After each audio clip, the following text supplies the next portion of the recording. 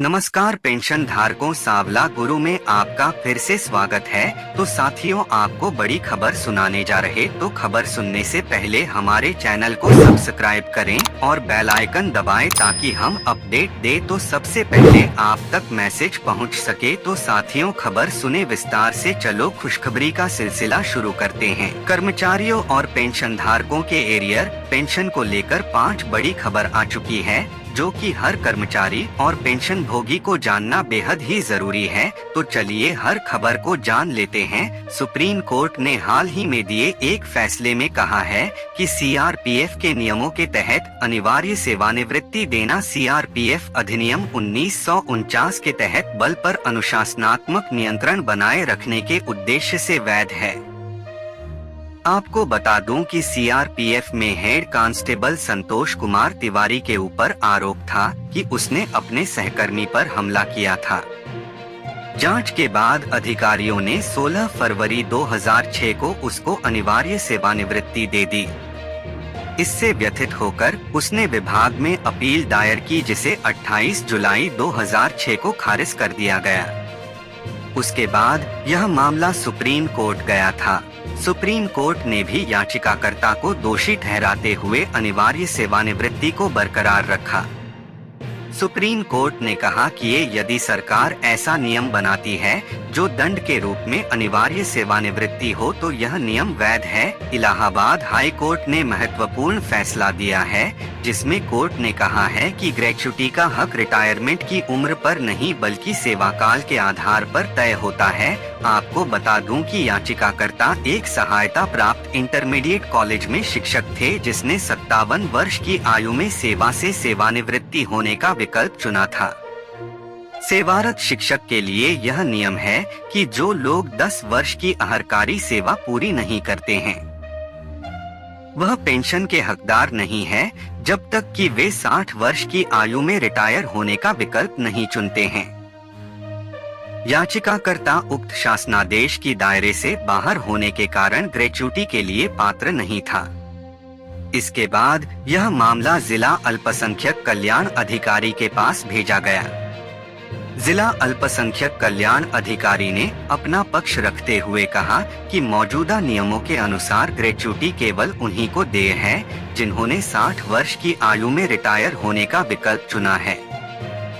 उसके बाद यह मामला इलाहाबाद हाई कोर्ट में गया, जिस पर कोर्ट ने कहा कि जहां किसी व्यक्ति के पास 60 वर्ष की बजाय 62 वर्ष की आयु में रिटायर होने का विकल्प है, तो इससे उसकी ग्रेच्युटी पाने का अधिकार समाप्त नहीं होगा। कोर्ट ने कहा कि ग्रेच्युटी कर्मचारियों की सेवा के वर्षों के नंबर के आधार पर अर्जित की जाती है, न कि रिटायरमेंट की उम्र पर। पंजाब हरियाणा हाई कोर्ट ने कम्यूटेशन को लेकर बहुत ही बड़ा फैसला सुनाया है। कोर्ट ने रामस्वरूप जिंदल के मामले की सुनवाई करते हुए कहा है कि कम्यूटेशन की बहाली की अवधि 15 साल से घटकर 11 साल होनी चाहिए, क्योंकि 2006 से ब्याज दर में गिरावट आ रही है, जो 2010 में 8% थी और वर्तमान में 7% के आसपास है। इस प्रकार से गणना किया जाए तो कम्यूटेशन की वसूली 10 साल 8 महीने में हो जाती है। इसलिए कम्यूटेशन की बहाली 15 साल से घटकर 11 साल किया जाए। इस प्रकार पंजाब हरियाणा हाई कोर्ट ने भविष्य की वसूली पर रोक लगाने के आदेश पारित किए हैं। अगर आप पेंशन भोगी हैं तो अपने टीपीओ को चेक करते रहें। अगर कुछ उसमें गड़बड़ी है तो उसको सुधार वाले गलत एंट्री होने के कारण आपको गलत पेंशन मिल सकती है।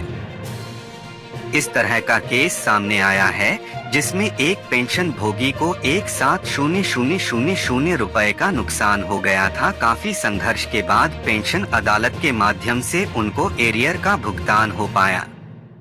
आपको बता दूं कि रामलाल केसरवानी 28 फरवरी 2011 को सेना से रिटायर हुए थे। पीपीओ में गलत प्रविष्टि के कारण गलत पेंशन मिली। हालांकि उनकी पीपीओ को रिवाइज किया गया था, लेकिन तारीख की गलत प्रविष्टि के कारण 21 महीने का बकाया का भुगतान नहीं किया गया।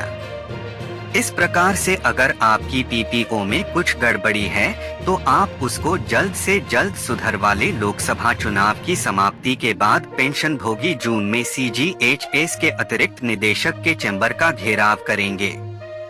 पेंशन भोगी संगठनों की मीटिंग रांची जीपीओ प्रांगण में हुई थी। उसमें पेंशन भोगियों ने तय किया है कि जून में सीजीएचएस के अतिरिक्त निदेशक के चैम्बर का घेराव किया जाएगा। पेंशन धारकों की बहुत सारी समस्याओं का समाधान अभी तक नहीं किया गया है। साथ ही सीजीएचएस वेलनेस सेंटर पर उनकी कोई सुनवाई नहीं है। मेडिकल बिल लंबित है। इन सब मुद्दों को लेकर जून में सीजीएचएस के अतिरिक्त निदेशक के चैम्बर का घेराव किया जाएगा। ईपीएस 95 हायर पेंशन को लेकर पेंशन भोगियों का गुस्सा चरम सीमा पर है। महाराष्ट्र में ईपीएस 95 पेंशनर्स की बैठक आयोजित की गई थी। इस बैठक में पेंशन धारकों ने कहा कि सुप्रीम कोर्ट द्वारा हायर पेंशन को लेकर जो आवश्यक दिशा निर्देश जारी किए गए थे, उससे लाखों पेंशन धारकों में पेंशन बढ़ोतरी की एक आश जगी थी। सुप्रीम कोर्ट के दिए गए फैसले के 1.5 साल बीत जाने के बाद भी अभी तक केवल हायर पेंशन के लिए पेंशन धारकों का डेटा मांगा जा रहा है। अब ईपीएफओ ने 31 मई 2024 तक का समय मांगा है। पेंशन धारकों का कहना है कि ईपीएफओ का कुछ भरोसा नहीं है, कब और समय मांग ले।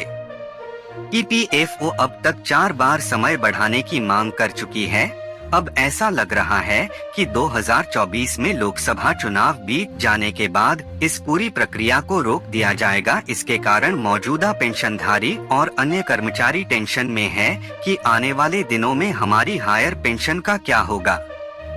पेंशन भोगी तो अब यहाँ तक चर्चा करने लगे हैं कि यदि मौजूदा केंद्र सरकार की फिर से सत्ता में वापसी होती है तो सुप्रीम कोर्ट के फैसले को नहीं माना जाएगा और केंद्र सरकार हायर पेंशन न देने के संदर्भ में कोई नया कानून ले आएगी। एफसीआई रिटायर पेंशन भोगी श्री नामदेव ने कहा कि मौजूदा केंद्र सरकार एवं उनके कुछ चमचे शुरू से ही पेंशन स्कीम के विरोध में रहे हैं। उनकी चले तो वे पेंशन को बंद कर दे। उनका हमेशा से यही मानना है कि पेंशन एक उपकार है, इसलिए रिटायर होने के बाद पेंशन देने की आवश्यकता नहीं है। ऐसे ही तर्कों के चलते पुरानी पेंशन को बंद कर दिया गया। हायर पेंशन को लेकर पेंशन सुप्रीम कोर्ट के सामने पेश किए गए सबूत एवं सभी तर्कों पर गौर करने के बाद सुप्रीम कोर्ट ने हायर पेंशन देने का फैसला दिया। फिर भी 1.5 साल बीत गए लेकिन हायर पेंशन शुरू नहीं हो सका है, जबकि इस संबंध में संसद के दोनों सदनों में विपक्षी दलों के सांसदों ने न्यूनतम पेंशन की राशि को बढ़ाने व हायर पेंशन पर सुप्रीम कोर्ट के निर्णय व निर्देश को शीघ्र लागू करने में देरी पर विरोध व्यक्त करते रहे हैं। हायर पेंशन में देरी कई प्रश्नों को जन्म देता है। क्या कारण है? ईपीएफओ व केंद्र सरकार क्रियान्वयन करने में इच्छुक नहीं दिख रही हैं। पेंशन धारकों की बैठक में चर्चा के बाद सर्वसम्मति से तय किया गया कि पेंशन को लेकर केंद्र सरकार द्वारा दिए गए टेंशन को ध्यान में रखते हुए इस बार पेंशन धारकों की फौज लोकसभा चुनाव में मौजूदा केंद्र सरकार को सबक सिखाएंगी। इसके तहत वे हर व्यक्ति के पास जाकर इस बात को बता रहे हैं कि किस तरह पेंशन को लेकर केंद्र सरकार एवं उनके विभागों द्वारा तंग किया जा रहा है।